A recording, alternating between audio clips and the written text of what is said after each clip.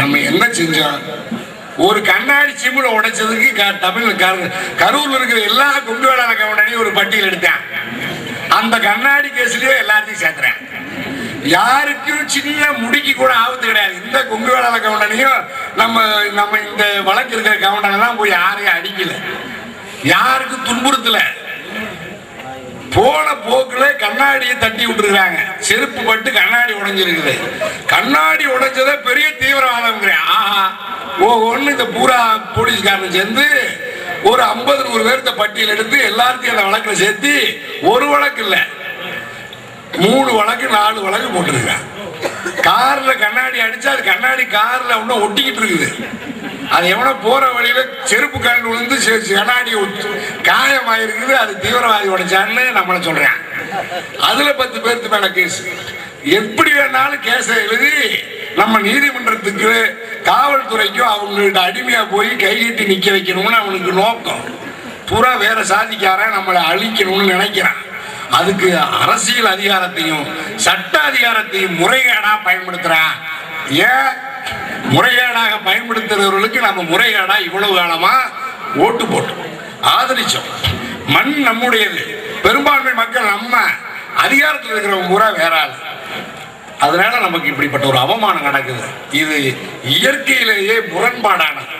இந்த முரண்பாடை ஒழித்துவிட்டு சொந்த மண்ணில் பூர்வகுடி மக்களாகவும் பெரும்பான்மை மக்களாகவும் இருக்கிற நம்முடைய மக்கள் சமூகம் அரசியல் விழிப்புணர்வு பெற்று இன உணர்வு பெற்று நம்முடைய சமூகம் தலைநிமிர வேண்டும் என்பதற்காகத்தான் தமிழ்நாடு கொங்கிளைஞர் பேரவை இரவு பகலாய் ஆண்டு கணக்கா பாடுபடுது. அதுக்காகத்தான் நம்ம எல்லாம் ஒரு நள்ளிரவுல ஒரு பனிக்காலத்துல ஒரு 10 மணி சுமாருக்கு ஒரு 1000 பேர் கவுண்டங்க வந்து கூடி இருக்கிறதுனா பெரிய விஷயம், வரலாறே கிடையாது. எப்பவாவது தன்னுடைய சாதி குறித்து பேசுறதுக்காக கரூர்ல ஒரு 1000 கவுண்டை இப்படி ஒரு மைய மண்டபத்துல மைய மைதானத்துல எப்பவாவது கூடி நம்ம பேசியிருக்கிறோமா? கிடையாது. அவ்வளவு பெரிய ராவல் நகரில் நடந்த மிகப்பெரிய மாநாடு நம்ம சொன்னோம்ல, அந்த மாநாட்டில் செலினையா பேசும்போது இவ்வளவுதான் இருந்தாங்க கூட்டம். பாக்கி ஊரை குடிச்சிட்டு ரோட்ல போன இங்கே ஊரை சுத்திட்டு போயிட்டான். செலினையா பேசும்போது நாவல் நகர்ல ஒரு 1000 பேர் 500 பேருக்கு வந்திருந்தேன். அதுக்கே அவர் பதறாரு, இவனும் போயிடுவாங்க 10 மணிக்கு. அரவக்குறிச்சியில மாநாடு வெஸ்ட் ராமசாமி தேவராஜன் பேசும்போது சுத்தமா சேர் காலியாச்சு. அரியறிய அப்படியே கிடக்குது. மேடையில 3 பேருக்கு வந்திருக்கேன் மாநாட்டில்.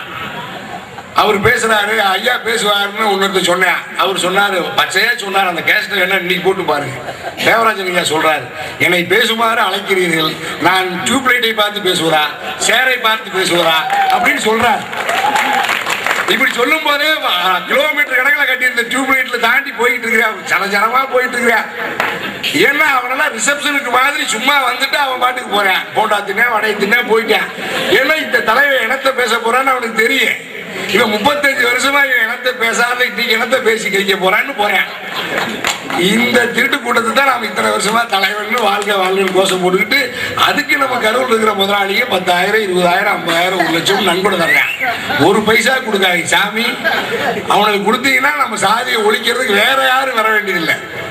இந்த அக்கா சொன்ன மாதிரி எதிரி வேற எங்கிருந்து வர வேண்டியதில்லை, நம்ம துரோகியே போகுது, நம்மளை காலி வேண்டியது. அப்படிலாம் முதலாளிகள் சில பேர் இப்ப 4-5 பேர் வந்து இந்த சாதியை காப்பாற்றணும்னு பொய்ய சொல்றேன். கோயம்புத்தூர்ல மாநாடுக்கிறேன், மாசம் ஒரு மாநாடு சொல்றேன். தொழிலை மாத்திக்கிட்டேன், பூரா வசூலை பண்ணி நல்லா இருக்கிறேன். இப்ப தொழில் பொருளாதாரம் எக்ஸ்போர்ட் எல்லாம் நின்று போச்சு.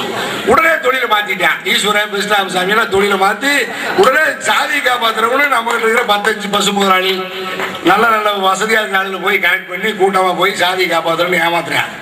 நம்ம போய் கேட்டா 1 ரூபா தர மாட்டேங்கிறாங்க. ஏன்னா உங்களுக்கு பொழைப்புக்கு வேற வழி இல்லையா? ஏன் கைகால் நல்லா தானே இருக்குது அப்படி கேட்கிறேன் நம்மள. அது போனா மாப்பிள்ளை வச்சா வாங்க வாங்க வாங்கன்னு ஆடிட்டுலாம் போனா பச்சை பொய்ய சொல்லி மாமா மச்சான்னு உருவி சுத்தமா டவுசரு கொஞ்ச நேரம் பேசிக்கிட்டு ஆடிட்டு எல்லாத்தையும் கழிட்டு போயிடுறேன். அப்பேற்பட்ட ஆளுக்கு தான் நம்புறேன். கேசிபி இருந்து பிசிஆர் கேஸ் நாட்டாய் மேல போட்டான்னா இந்த ஆடிட்டு எங்க போனேன், உங்களால கவனம் எங்க போனேன், வரமாட்டேன். அதுக்குன்னா தமிழ்நாடு கொங்கிளைஞர் போலீஸ்காரன் செருப்பிடுங்கிறதுனா நாம வேணும்.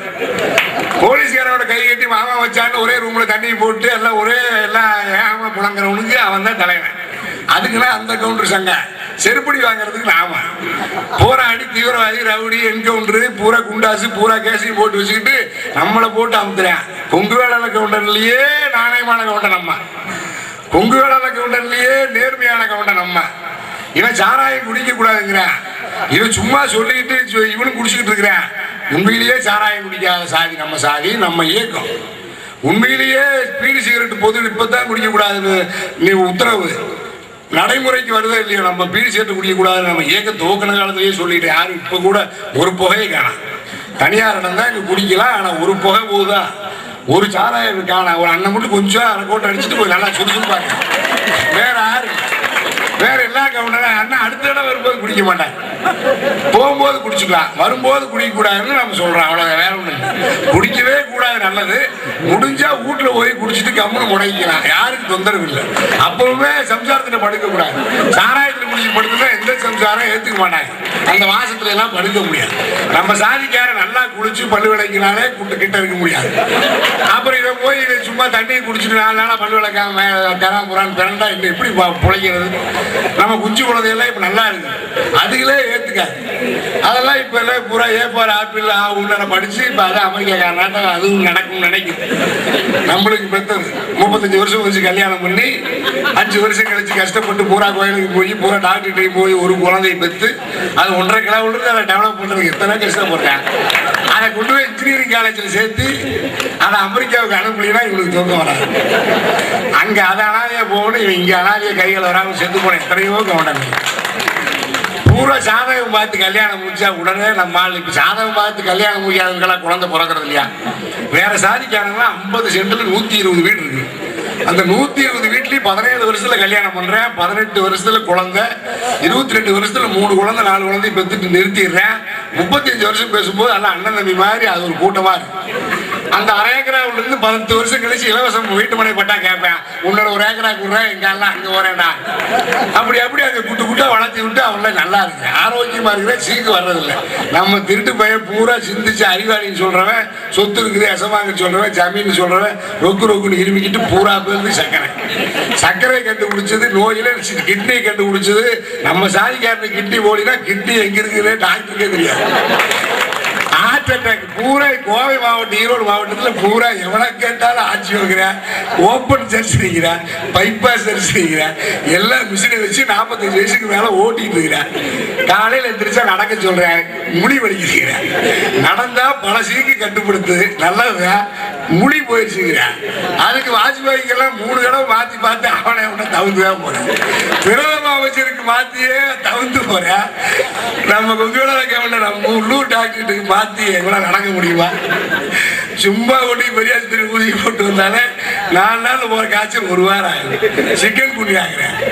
இப்படி எல்லாம் மானம் கெட்டு மரியாதை கெட்டு நம்ம சாதி அழிஞ்சு போறதுக்கு பதிலா இருக்கிறத வச்சு நம்ம இனிமேல் ஒற்றுமையா சாதி சனத்தை பார்த்து மான மரியாதையோட சொந்த மண்ணில் தலை நிமிர்ந்து கௌரவத்தோட ஆரோக்கியமா வாழலாம்.